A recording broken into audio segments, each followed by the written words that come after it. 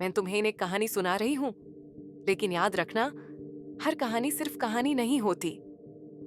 दो भाई थे, ट्विन्स, बिल्कुल एक जैसे।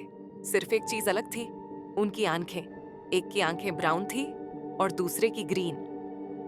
पर इसी छोटे से फर्क ने उनकी जिंदगी अलग कर दी। ब्राउन आंखों वाले को ज्यादा प्यार मिला, जो ज्यादा चीजें, ज्यादा अहमियत। और ग्रीन आंखों वाला धीरे धीरे भूलता गया। वो पास होता था, फिर भी अकेला। उस बच्चे के पास एक खूबी थी, वो तस्वीरें बनाता था बहुत खूबसूरत। मगर जब प्यार कम हो तो तस्वीरें भी बदलने लगती हैं। उसकी ड्राइंग्स में अजीब सी चीजें आने लगी, चेहरे, शेप्स और तन है। वो तस्वीरों से बात करता था, उनके साथ हंसता था, वहीं वो खुश था। वक्त गुजारता गया, बच्चा बड़ा हो गया। जब माँ बाप को एहसास हुआ तब बहुत देर हो चुकी थी। रात को उसके कमरे से हंसने की आवाज आती थी।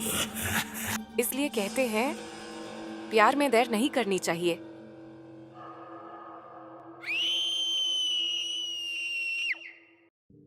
अब मैं तुम्हें सिर्फ इसलिए बता रही थी ताकि तुम समझ सको।